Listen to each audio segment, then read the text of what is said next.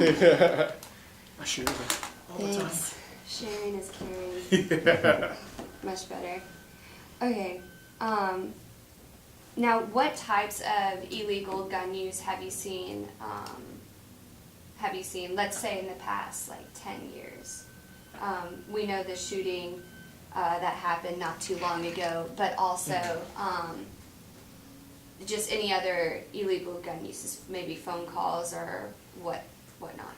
Actually, we don't run across, and when you say illegal gun use, to me that's different than just mere possession. You know, somebody who shouldn't have a gun having it in their possession type thing. But mostly, we've had very few shootings in the last 10 years. We've had a few suicides by handgun and things like that, but we had 2 cases. Both of them were basically drive-bys where somebody went by a house and fired random shots at a house. Fortunately, nobody was wounded or hit in either case, but those were 2 most recent cases. But we don't run across a whole lot of incidents involving firearms, which is a good thing for us. And it seems to be that the greatest majority of people are very responsible, gun owners, and there's always a chance that there's a criminal element that will come up here and do things, but for the most part, we don't run across that very much. Have you guys ever had to deal with, illegal gun sales in Kennesaw? Not so much. Mostly what we run across are illegal possession cases, like convicted felons that shouldn't be in possession of a firearm, those kind of things. Mm-hmm. But even those are somewhat few and far between. Okay. Believe it or not, there's only one licensed gun dealer in the city of Kennesaw, and that's the pawn shop that's down the street. So there's Harold's Pawn Shop. So there's not a whole lot of gun sales that take place, and then now illegal gun sales where people are like meeting at a motel somewhere. That unless we run across it as part of investigation, I couldn't tell you how much of that happens, but I do know most of the time that the weapons that we're taking off people are stolen, so that's how most of the criminals get them. Okay. Did you have any questions you wanted to ask? Well, one question I did have in mind. How has the community of Kennesaw taken to the ordinance, or have you seen anybody really understanding the ordinance as far as when officers are going to say just a random house call, are officers going in and checking for a firearm as well, or are they just there to handle whatever the call may be?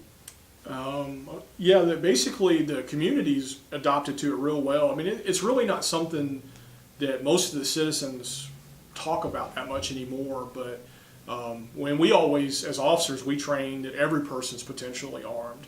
But we don't necessarily per se, like if we got a call to go to your house for something, we're not going to necessarily immediately look for a weapon. And since the ordinance is not an enforceable ordinance, we don't check anyways for that.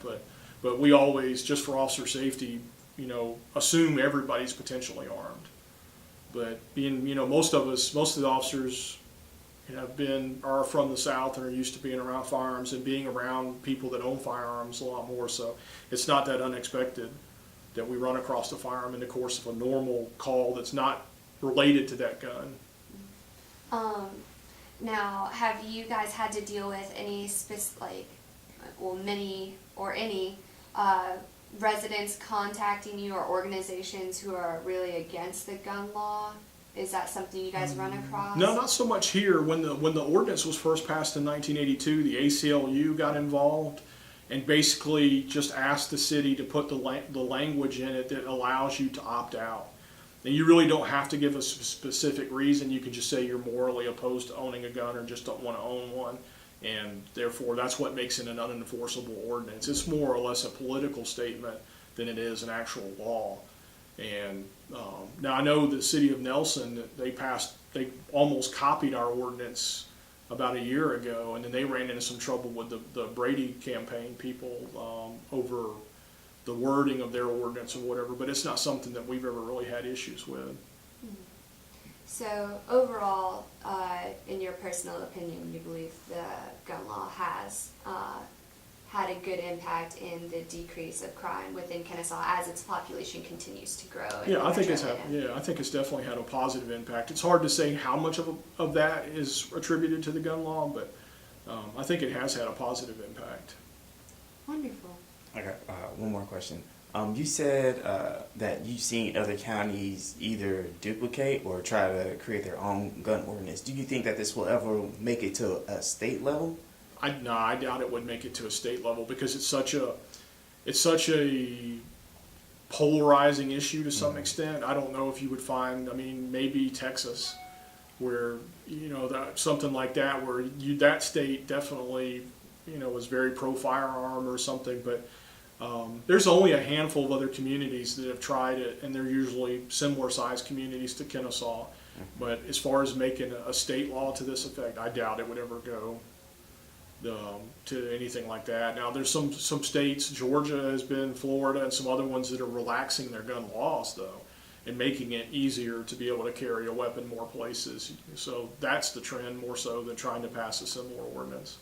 Now, do you think that trend has been affected because of the gun law that Kennesaw passed, and maybe that's being recognized more in that way? I don't know if the gun law directly affects it, but people a lot of times cite the low crime in Kennesaw and having the ordinance as justification for why they should change the laws to allow more carry or more people to carry firearms and things like that.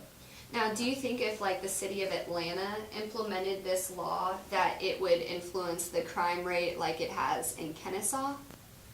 I don't know, because each community has a different total complexion to it as far as how many people live there, the types of businesses they have. You know, a bigger city, it might not work. But then Chief Craig, the new chief up in Detroit, just recently was on the news saying that he's encouraging more citizens, responsible citizens, to own firearms, so that he feels it would help reduce crime in Detroit. So there may be some plus to it. Now, whether I doubt they would pass an ordinance similar to this, but they're kind of on the same path with it, that he's encouraging more responsible residents to own firearms. So.